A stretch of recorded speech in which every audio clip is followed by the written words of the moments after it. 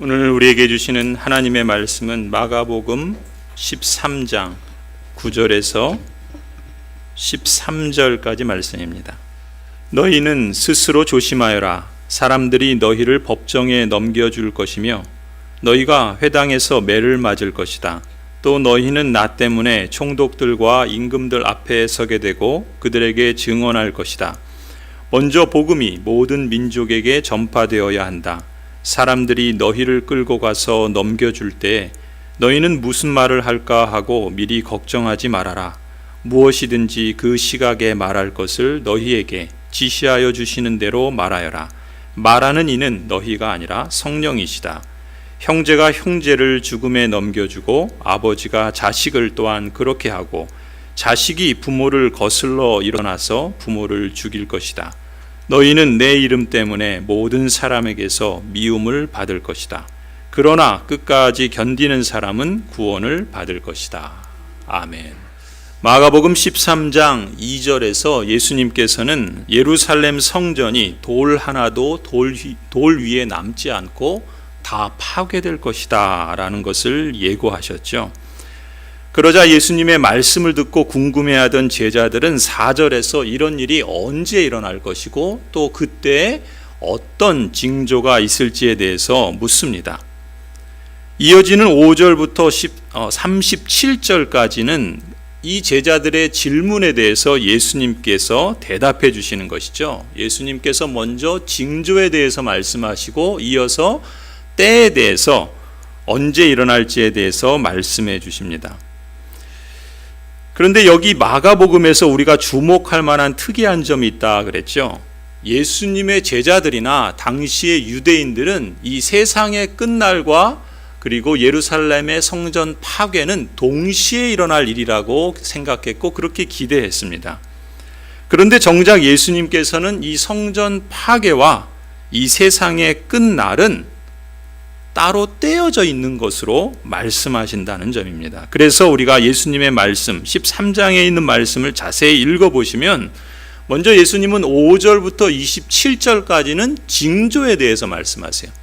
징조에 대해서 말씀하시는데 그것도 자세히 보시면 23절까지는 성전 파괴의 징조에 대해서 말씀하시고 그리고 24절부터 27절까지는 세상의 끝날의 징조에 대해서 구분해서 말씀하시는 것을 볼 수가 있습니다.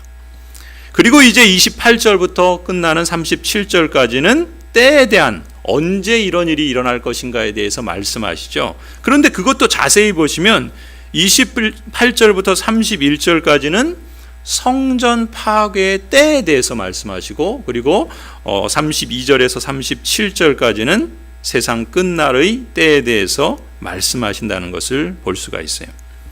특히 우리가 지금 보고 있는 성전 파괴의 징조, 이것을 우리가 보고 있는데 이 성전 파괴의 징조와 관련해서는 예수님께서 3번씩이나 조심하라 이렇게 반복하셨던 것을 보았죠. 5절, 9절, 23절 3번에 걸쳐서 예수님은 제자들에게 조심하라 라고 반복하시면서 뭘 조심해야 되는지 구체적으로 말씀하십니다. 그래서 지난번 설교에서는 우리가 그 가운데 첫 번째 단락이죠. 5절부터 8절에서 누구에게도 속지 않도록 조심하라. 속지 않도록 조심하라 하셨던 말씀을 보았습니다. 그래서 예루살렘 성전이 파괴되기 전에 전쟁이 있을 것이고 또 지진도 일어나고 기근도 발생할 것인데 이런 혼란과 이런 불안을 틈타서 거짓의 사람들이 사람들의 마음에 두려움을 조장하고 그걸 부추기는 그런 일들이 발생할 것이다. 그러니 그런 거짓 메시아 또 거짓 선지자들을 조심하라 이렇게 말씀하시죠. 그리고 오늘 우리가 읽은 본문은 두 번째 단락입니다. 그래서 오늘은 지난 설교에 이어서 예루살렘 성전이 파괴될 때 있었던 징조 그 두 번째 단락에 대해서 함께 살펴보려고 합니다. 두 번째 단락은 오늘 우리가 읽은 9절부터 13절이에요. 여러분 먼저 9절을 한번 보세요. 예수님께서 이렇게 말씀하십니다. 너희는 스스로 조심하여라. 또 거듭 조심하라 말씀하시죠. 그럼 뭘 조심하라고 말씀하시는가? 사람들이 너희를 법정에 넘겨줄 것이며 너희가 회당에서 매를 맞을 것이다. 또 너희는 나 때문에 총독들과 임금들 앞에 서게 되고 그들에게 증언할 것이다. 예수님께서는 제자들에게 스스로 조심하라 당부하세요. 스스로 조심하라. 어떤 일이 있을 거라고 하시면서 말씀하십니까? 사람들이 너희들을 넘겨줄 것이다 라고 말씀하시면서 스스로 조심하라 말씀하세요. 왜요? 공격을 당하고 배신을 당하고 비난을 받게 되고 핍박을 받고 미움을 받게 될 것이기 때문에 그렇다는 것이죠. 그리고 이런 일들이 바로 예루살렘 성전이 파괴되기 전에 있을 징조다. 이렇게 예수님은 말씀하고 있는 것입니다. 그 9절에 사내들인 법정에 거기 법정에 넘겨준다라는 것은 사내들인 법정을 말하는 것이고 또 회당에서 매를 맞을 것이다 라고 하는 표현들은요 다 무엇을 공통적으로 뜻하냐면 사내들인 법정이나 회당은 유대인들의 공동체를 말하는 거예요. 그러니까 지금 예수님의 초기 제자들은 대부분 유대인들이었죠. 물론 이방인들도 이제 그리스도인이 되지만 그런데 지금 같은 민족인 유대인들에게 배신을 당하고 넘겨지게 되고 재판을 받게 되고 핍박을 받는 그런 일들이 있을 것이다 라는 것을 지금 예수님이 말씀하시는 거예요. 그리고 그 뒷부분에 보면 뭐라 그럽니까? 총독들과 임금들 앞에 서게 될 것이다 말씀하시죠. 이것은 당시의 로마 제국 그리고 세상 사람들에게 당하는 정치적인 어떤 비난 그리고 여러 가지 핍박들을 예수님께서 예고하시는 거예요. 그런데 여러분 우리가 사도행전을 보면 어떤 일들이 벌어집니까?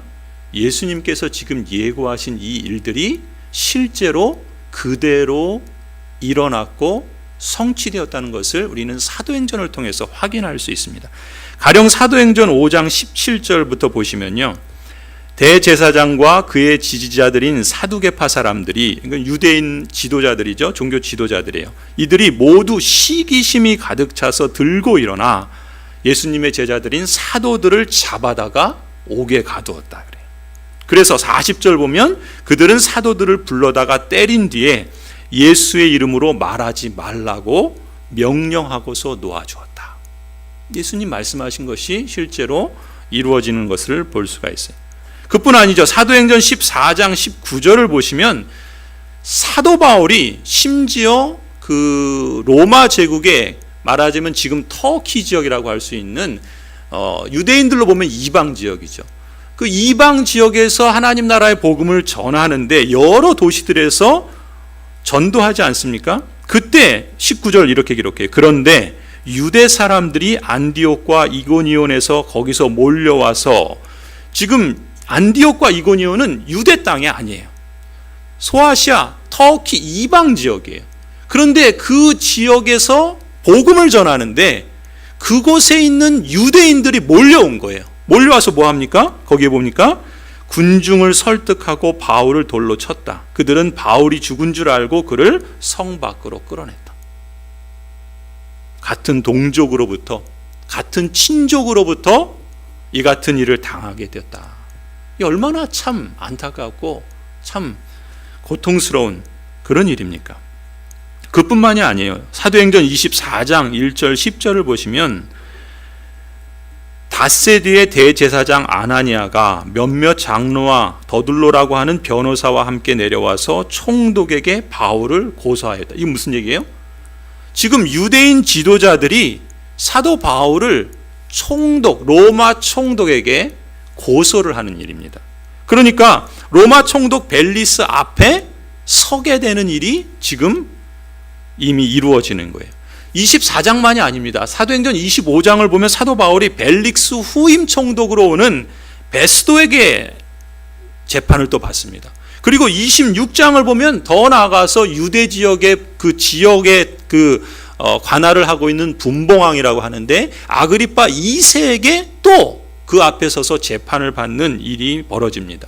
예수님께서 말씀하시는 것처럼 로마 제국의 그 임금들과 세상 사람들에게 앞에 서게 된다라고 하는 것들이 실제로 사도행전을 통해서 이루어진 것들을 보게 됩니다. 이 모든 일들이 다 언제 이루어졌다고요? 주후 70년 예루살렘 성전이 무너지기 전에 일어난 일들이라는 것입니다. 이런 걸 보면은 사도들이나 제자들이 이 당시의 제자들의 입장에서 앞으로 부딪히게 될 그 반대는요, 행정 관료들이라고 하는 그 관원들로부터 정치적인 비난을 받거나 행정 조치의 금지와 같은 이런 일들을 당하는 거예요. 그뿐 아니라 주위 사람들, 같은 동족과 또 친족들에게 비난을 받고 사회적인 공격을 받았던 것입니다. 그런데 그뿐만이 아니었어요. 심지어 당시의 제자들은 가족 간에도 비난을 받고 가족들에게 핍박을 받고 그래서 가족을 고발하고 심지어 죽이는 일까지 벌어질 것이라고 예수님 예고하셨는데 그대로 진행이 됩니다. 마가복음 13장 12절 보세요. 예수님께서 이렇게 말씀하시죠. 형제가 형제를 죽음에 넘겨주고 아버지가 자식을 또한 그렇게 하고 자식이 부모를 거슬러 일어나서 부모를 죽일 것이다. 예수님께서 예루살렘 성전이 파괴되기 전에 이런 일들이 일어날 것이다 라고 말씀하시는 거예요. 실제로 초대교회를 연구하는 그 마틴 행헬이라고 하는 신학자가 있는데 이분이 주후 54년부터 주 68년, 주 70년에 예루살렘 성전이 파괴돼요. 그런데 그 전에 로마의 황제가 누구냐면 네로였습니다. 여러분 네로 들어보셨죠? 이 네로 황제가 54년부터 68년까지 통치하는데 이 네로 황제의 손에 초대교회 그리스도인들이 잔혹한 고문을 당했다 그래요.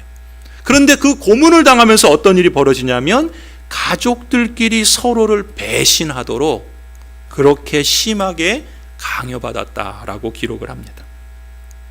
그러니까 예수님께서 말씀하신 이런 일들이 예루살렘 성전 파괴 때 일어날 징조라고 예고해 주셨는데 실제로 주후 70년 예루살렘 성전이 파괴되기 전에 예수님 말씀하신 대로 그대로 성취됐다는 거예요.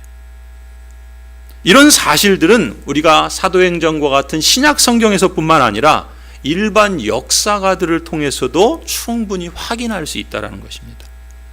그렇다면 성도 여러분, 예수님께서 미리 예고하신 이 말씀을 통해서 또 예고하신 말씀대로 실제 역사가 그대로 진행되었다는 이 사실을 통해서 오늘 우리가 주목해야 할 점이 뭘까요?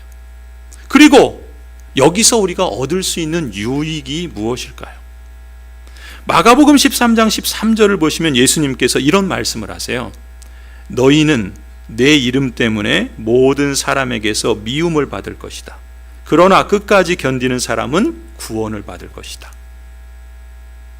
여러분, 이 예수님의 이 13절 말씀에서 우리는 앞서 제가 드렸던 두 가지 질문, 즉 우리가 예수님이 예고하시고 또 실제로 예고한 대로 성취된 이 역사적 사실을 통해서 우리가 무엇에 주목해야 되는지, 그리고 여기서 우리가 얻을 수 있는 유익이 무엇인가라는 이 두 가지 질문에 대한 대답을 이 마가복음 13장 13절에서 얻을 수 있다고 믿습니다. 먼저 우리가 주목해야 할 점입니다. 우리가 주목해야 할 점은 이거예요. 너희는 13절 말씀에 내 이름 때문에 모든 사람에게서 미움을 받을 것이다 하신 이 예수님의 예고입니다. 여러분, 이 예수님의 예고는 비단 성전 파괴, 예루살렘 성전이 파괴될 때에만 국한된 말씀이 아니라는 거예요. 그렇죠? 지금 우리도 실제로 직면하고 있는 현실이라는 점이죠. 성도 여러분, 이런 생각해 보셨습니까? 왜 이토록 세상과 주위 사람들은 예수님 믿는 사람들을 공격하는 걸까요? 왜 핍박하는 걸까요? 심지어 피를 나눈 가족들마저도 종교 때문에 서로 갈라서고 죽음에 넘겨줄 정도로 핍박하고 반대하는 이유가 뭘까요? 여러분, 베드로전서 4장 3절 4절을 한번 보십시다. 여러분은 지난 날에 이방 사람들이 하고 싶어하는 일을 하였으니 곧 방탕과 정욕과 술 취함과 환락과 연회와 가증스러운 우상 숭배에 빠져 살아왔습니다. 그것은 지나간 때로 충분합니다. 그들은 여러분이 자기들과 함께 그런 지나친 방종에 빠지지 않는 것을 이상히 여기면서 여러분을 비방합니다. 왜 비방한다고요? 과거에는 같은 같은 비슷한 삶을 살았는데 지금은 그렇게 살지 않는 모습을 보면서 왜 저러는 거야? 이상히 여기면서 거듭난 신자들을 비방한다는 것입니다. 거듭난 성도인 여러분도 전에는 이방인과 같은 삶을 살았습니다. 하지만 그리스도인이 된 이후에는 그 타락한 삶을 버리고 그리스도인다운 삶, 윤리적인 삶, 그러한 삶을 살고자 하기에 이전의 친구들이나 가족들이 미워하고 비방하게 됐다는 것입니다. 여러분, 초대교회 성도들이 그랬던 거예요. 당시에 초대교회 성도들은요, 사업을 위한 모임이라든지 여러 종류의 친복 모임이 대개 모두가 우상숭배를 겸하는 모임이었다 그래요. 그러니까 그리스도인이 된 후에 거듭난 신자들은 이런 모임에 계속 참여할 것인가에 대해서 고민을 하게 되고 갈등을 할 수밖에 없었던 것이죠. 아마 여러분 중에도 이런 고민과 갈등을 경험하신 분들이 많으리라 봅니다. 그런데 어떻습니까? 현실에서 이런 옛 친구들의 우상숭배, 이 비윤리적인 행동, 거기에 선을 긋는 것은 어떻게 돼요? 그 자체로 비난을 당하기 쉽습니다. 때로는 어디까지 갑니까? 사업에 큰 손실을 경험하는 타격을 입을 수도 있었습니다. 당시의 초대 그리스도인들이 그랬어요. 이처럼 초대교회 성도들이 감수해야 했던 고난에는 사회생활에 갈등이 생길 뿐만 아니라 경제적인 손해나 손실까지도 큰 비중을 차지했다라는 점입니다. 그뿐이 아니죠. 당시의 사람들에게는 가정집이나 가게에는 저마다 신상을 걸어놓고 있었습니다. 그게 로마 제국은 지금처럼 다원 종교 사회예요. 그래서 자기 나름대로 좋다고 하는 신상들을 집에 모셔두기도 하고 가게에 모셔두기도 했습니다. 그런데 지인이 방문했다가 그 집이나 그 가게에 신상을 치워놓은 것을 보게 되면 그 집이나 가게에서 발길을 돌리는 일들이 생기기도 했다는 거예요. 십자가를 걸어놓는다거나 종교적인 어떤 문구를 새겨놓는다거나, 그렇게 하면 사람들이 그 집을 찾지 않거나 그 가게를 찾지 않는 일들이 당시에 말하자면 그런 일들이 있다는 것이죠. 그래서 이렇게 어려움을 당했을 뿐만 아니라요, 또 가령 사회나 집안에 혹 어떤 불행한 일이 있을 수 있잖아요. 근데 그런 불행한 일이 닥치면 당시 사람들은 그 불행이 신들의 노여움을 사서 그렇게 됐다라고 생각하는 거예요. 우리 전통 문화에도 그런 게 있죠. 뭐 어떤 안 좋은 일이 생기면 신이 노했다. 그래서 그 신을 달래기 위해서 여러 가지 뭘 하잖아요. 당시 로마 제국의 사람들도 그랬던 거예요.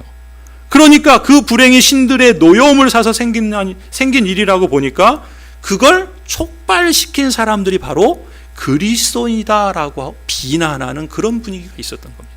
여러분, 지금도 그렇지 않아요?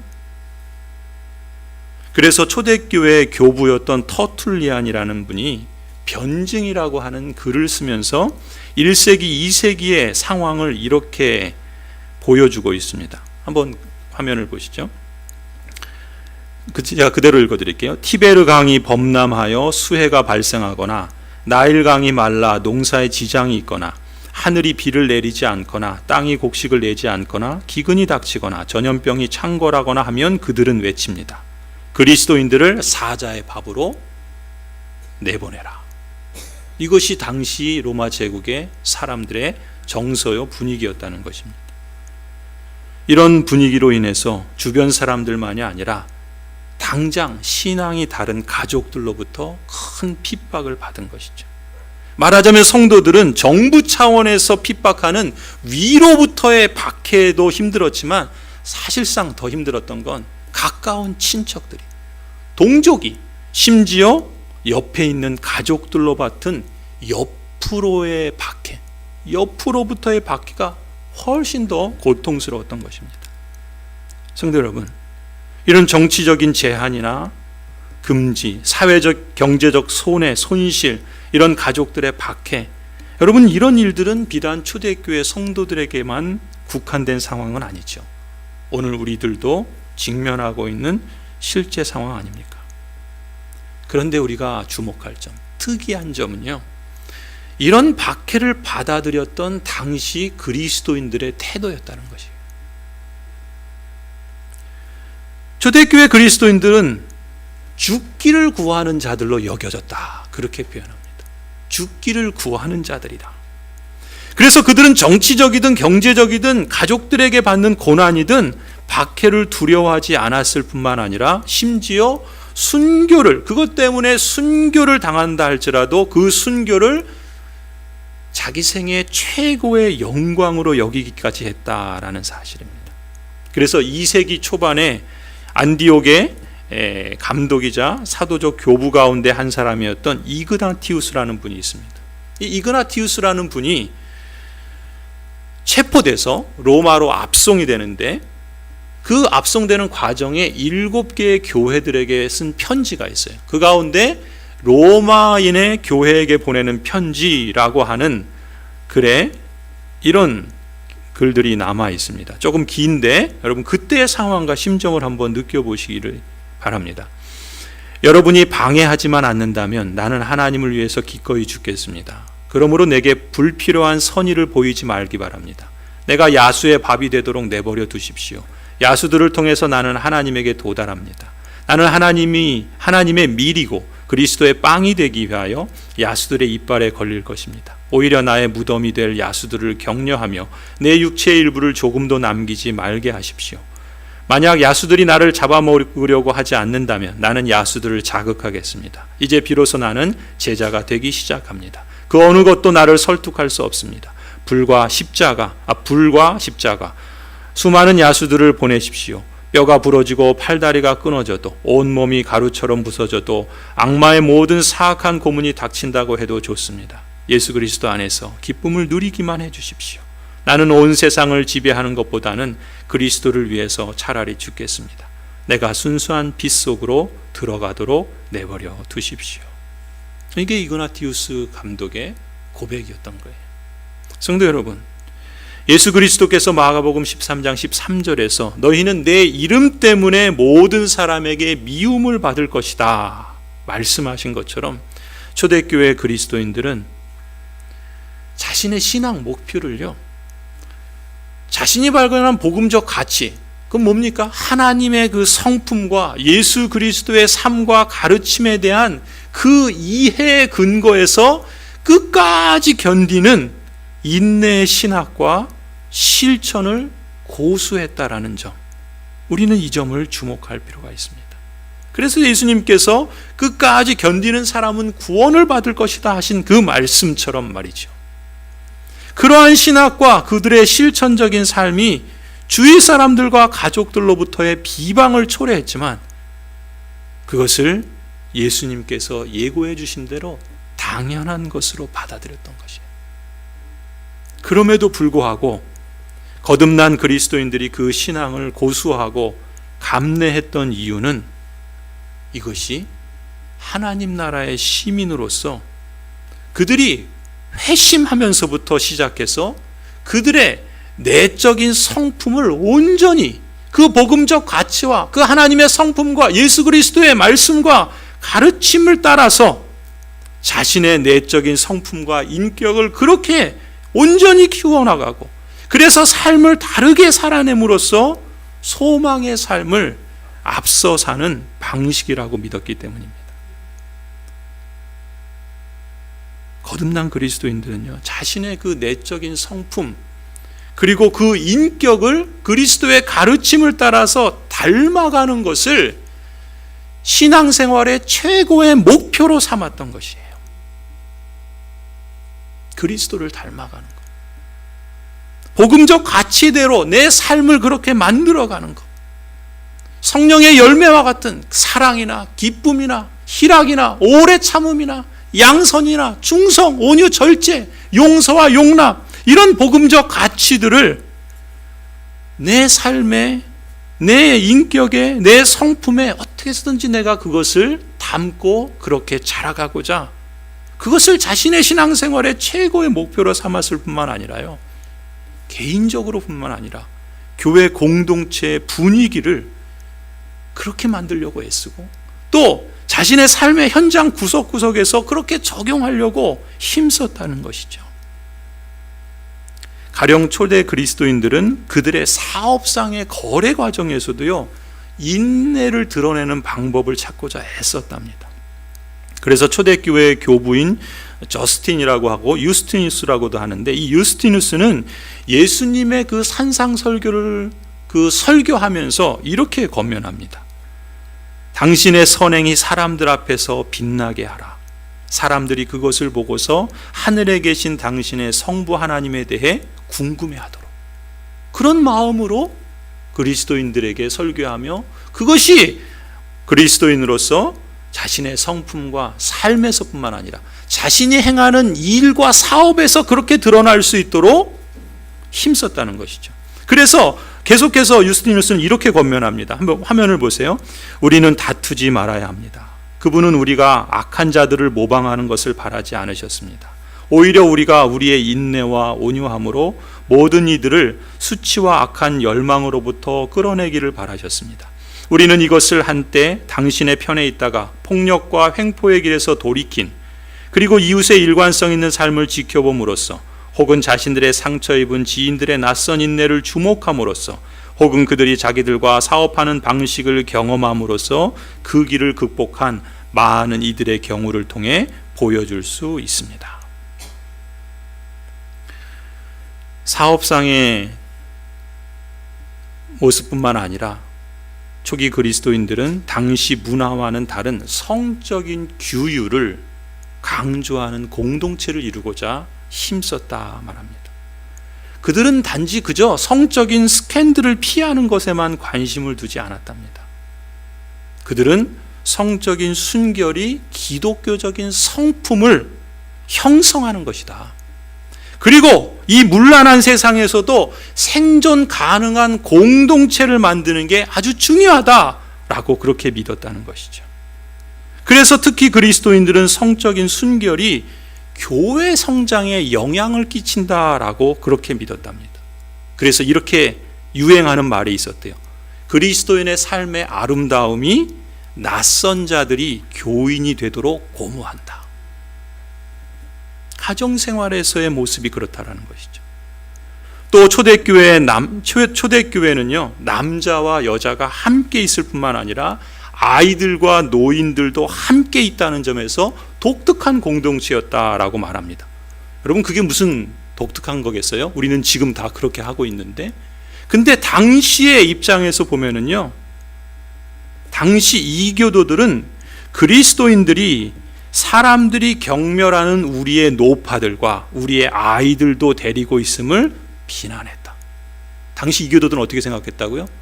노인과 아이들을 경멸했다.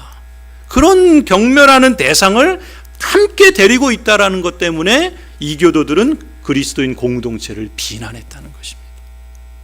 특히 초대교회가 가난한 사람들을 돌보는 사역을 하고 외부인들이 그 사역으로 인해서 깊은 인상을 받았다고 합니다. 당시 1세기 로마 사회는 제국의 거하는 65%가 최저생활 수준에 머물러 있었다 그래요. 제국 인구의 65%니까 거의 3분의 2가량은 최저생활 수준 언저리에서 살았다는 것입니다. 그래서 가난한 신자뿐만 아니라 불신자도 이웃들을 돌보는 것이 기독교 공동체의 핵심 강조 사항이었다는 거예요. 특히 그리스도인들이 세례를 받을 때 가난한 사람들을 돌보겠다라는 결단을 했다 그래요. 그런 헌신을 했다라고 합니다. 성도 여러분, 이런 모습들이 복음을 받아들인 거듭난 성도들의 올바른 반응이라 우리가 믿지 않습니까? 그런데 이런 반응은요, 목사가 강요한다고 나타나는 게 아니에요. 누가 그걸 막 억지로 시킨다고 지속되는 게 아니에요. 오히려 하나님 나라의 복음을 제대로 알고 그걸 믿고 그걸 받아들인 사람들에게 자발적으로 일어나는 반응이었다라는 사실입니다. 왜요? 복음은 하나님 말씀하시는 것처럼 모든 믿는 자에게 구원을 주시는 하나님의 능력이기 때문에 그렇습니다. 복음은요, 뭐 하지 마라, 뭐 하지 마라, 억지로 금하는 계명이 아닙니다. 자율적인 변화를 통해서 우리 안에서 성령을 통해서 이끌어내는 힘이 복음의 능력이죠. 복음적 가치 때문에 그 나라의 그 영광과 그 생명과 그 회복과 그 소망이 우리에게서, 우리 안으로부터 성령께서 역사하셔서 그 일을 이끌어내는 것입니다. 물론 그것이 하루아침에 그리스도의 장성한 분량에까지 이르지는 못할 수 있습니다. 그러나 자신의 생애의 목표를 그래서 그 과정으로 삼고 그것을 끊임없이 추구했다라는 것이죠. 그리스도인 한 개인이 아니라 공동체가 함께 그 일을 힘썼다라는 것입니다. 제가 청소년 청년 때 같은 교회를 다니면서 참 좋아한 형이고 또 지금은 목회를 하는 한 목사님이 이 본문을 설교하는 내용을 제가 읽으면서 큰 또 은혜와 또 도전을 받았습니다. 그 목사님이 이 부분을 이렇게 강조합니다. 복음은 죄의 문제를 관념적으로나 추상적인 명제로나 사변적인 논리로 폭로하지 않고 이렇게 구체적이고 현실적으로 각자 살고 있는 삶의 토대를 흔드는 방식으로 세상의 정체와 죄악을 폭로한다. 이렇게 말합니다. 여러분, 이처럼 복음이 세상의 죄를 건드리고 사람들의 숨겨진 욕망, 죄의 현실들을 폭로하기 때문에 세상은요, 복음적 가치를 따라서 살며 순종하는 거듭난 성도들을 미워할 수밖에 없습니다. 배척할 수밖에 없습니다. 하나님께서는 또한 놀라운 건 뭡니까? 이처럼 세상이 보기에 미련한 모습으로, 세상이 볼 때 참 어리석은 모습으로, 그래서 뭐라 그래요? 전도의 미련한 방식으로 하나님이 역사하신다는 것입니다. 거듭난 성도로서 여러분이, 또 하나님 나라의 시민 공동체로서 우리 교회가 이 복음적 가치를 따라서 순종하면서 살면 살수록, 그것이 조금 더 확대되고 조금 더 더해질수록 복음은 우리 안에서 하나님 나라의 모습을 더욱 드러낼 것입니다. 반대로요, 세상은 자기 나름대로 살아가는 방식을 고수하기 때문에 더 충돌하고 갈등하고 전투해야 할지도 모릅니다. 성도 여러분, 예수 그리스도께서 마가복음 10장 13장 13절에서 너희는 내 이름 때문에 모든 사람에게서 미움을 받을 것이다. 그러나 끝까지 견디는 사람은 구원을 받을 것이다 하신 이 말씀 위에 굳게 서시기를 기원합니다. 여러분, 두 번째로요, 예수님의 예고를 통해서 또 예고하신 말씀대로 실제 역사가 그대로 진행되었다는 사실을 통해서 우리가 얻을 수 있는 유익, 그 유익이 무엇인가라는 것을 잠시 살펴보고 설교를 마치려고 합니다. 앞서 말씀드린 것처럼 실제 역사는 예수님께서 예고하신 말씀대로 그대로 진행되었고 예루살렘 성전도 파괴되었다는 것을 우리에게 보여주었습니다. 그런데 이 점을 통해서 우리가 무엇을 알 수 있습니까? 여러분, 이 핍박이 아무리 심하고 세상에서 일어나는 사건들이 아무리 경각스럽다고 할지라도 결국 모든 역사는요, 하나님의 계획과 뜻에 따라서 이루어져 가고 있다는 사실을 우리에게 확인시켜 주는 겁니다. 과거의 모든 일이 하나님의 계획과 섭리, 하나님의 뜻과 주관 아래 이루어졌다는 이 사실로부터 우리는 무엇을 확신할 수 있습니까? 이제 우리의 구원도, 우리의 역사도, 우리의 미래도 모두가 다 하나님의 아들 예수 그리스도께서 제자들에게 이미 예고하신 말씀대로 성취되고 완성될 것이라는 점을 우리는 믿을 수 있죠. 그걸 신뢰할 수 있습니다. 거기서 우리는 위로를 받을 수 있는 줄 믿습니다. 여러분, 오늘 우리가 신앙을 고백할 때 니케아 신경에서 고백했죠. 여러분, 그 신앙의 고백들이 사실 그 가운데 앞으로 장차 이루어질 약속들로 무엇이 남아있죠? 한번 화면을 보세요. 그 가운데 아직 이루어질 약속들로 남아있는 것, 이 부분이죠. 그리고 그분은 살아있는 자들과 죽은 자들을 심판하러 영광 가운데에 다시 오실 것이고 그분의 나라는 영원 무궁할 것입니다. 우리는 또한 성령님, 곧 주님이시고 생명의 수요자이신 분을 믿습니다. 죽은 자들의 부활과 내세의 생명을 기다립니다. 우리 주 예수 그리스도께서 살아있는 사람들과 죽은 사람들을 심판하시려고 영광 가운데 다시 오실 것입니다. 오늘 우리가 찬양한 것처럼 주님께서 다시 오실 때 회복되고 완성되어서 영원까지 이어질 그분의 나라, 그 나라는 영원 무궁하다는 것입니다. 거듭난 신자가 그 나라에 속해 있고 그 영원한 삶을 살게 될 것을 약속하시는데, 그 약속은 이미 이루어진 사실들을 통해서 과연 그렇다라는 것을 우리에게 확신시켜 준다는 것이죠. 그야말로 믿는 사람들은요, 그 나라에 속한 사람들로서 이 세상 속에서 살고 있지만 그 나라의 증인된 자들로서 전혀 다른 삶을 살아가고 있는 것이죠. 그래서 모든 사람에게 미움을 받을 각오를 하는 겁니다. 그래서 핍박과 미움, 행정조치와 경제적 손실 등을 받을 때에도 실족하거나 신앙을 버리지 않도록 조심하라는 것이죠. 끝까지 견디는 사람은 구원을 받을 것이라는 이 약속의 말씀을 마음에 굳게 간직하고 인내하면서 소망의 날을 앞서 사는 것이라 믿습니다. 그러할 때 예수님께서 겨자씨 비유에서 말씀하신 것처럼, 씨 뿌리는 자의 비유에서 말씀하신 것처럼 30배, 60배, 100배의 열매를 맺게 될 줄로 믿습니다. 끝으로 목요일 온라인 모임에서 우리가 읽는 책이 청교도에게 배우는 경건이 있습니다. 그 책 3장에 보면은 이렇게 시작합니다. 한번 보시죠. 그리스도의 은혜로 거듭난 신자에게는 셀 수 없이 많은 특권이 주어집니다.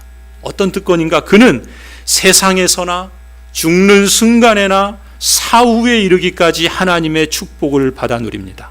이처럼 소중한 구원을 알게 되면 세상의 허무하고 악한 유혹들을 물리치고 경건의 연습에 전념할 수 있습니다.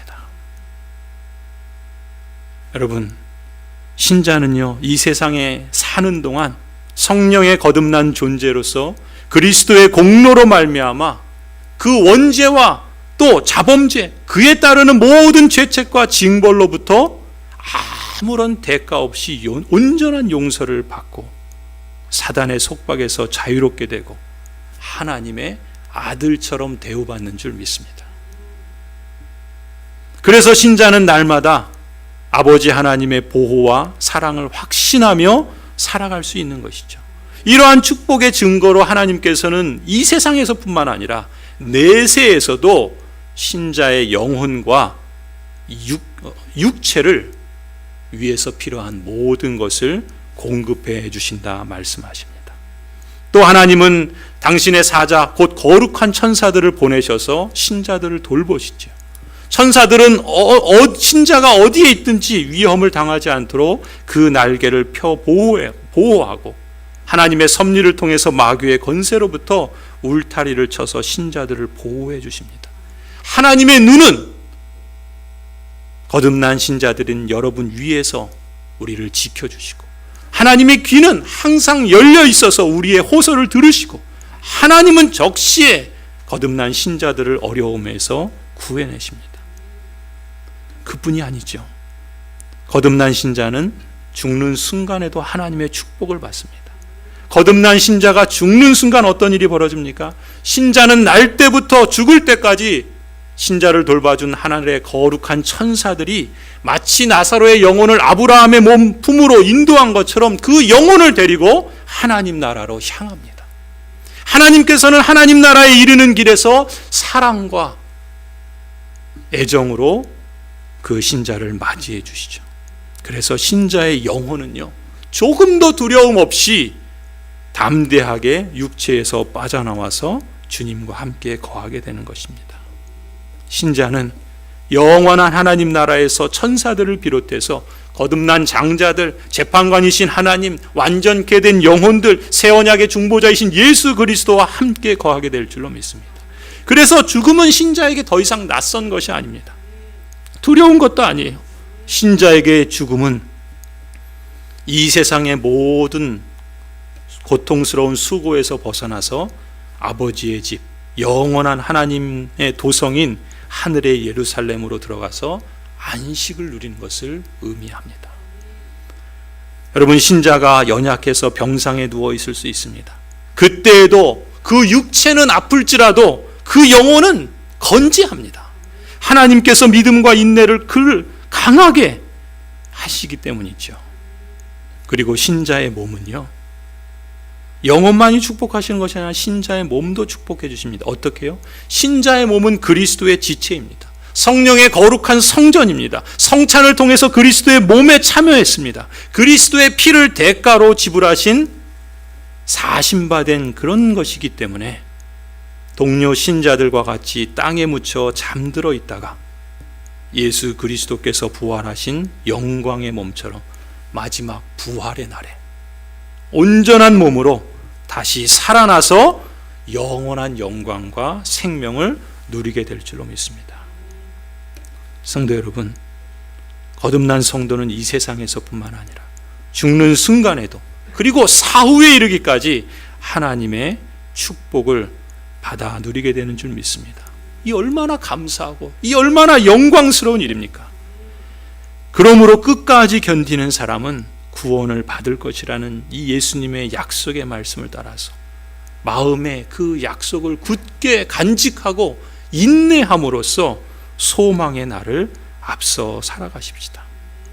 우리를 사랑하시고 은혜로 영원한 위로와 선한 소망을 주시는 하나님께서 친히 여러분의 마음을 격려해 주시기를 기원합니다. 모든 선한 일과 말에 여러분을 더욱더 굳세게 해 주시기를 간절히 축원합니다. 기도하시죠.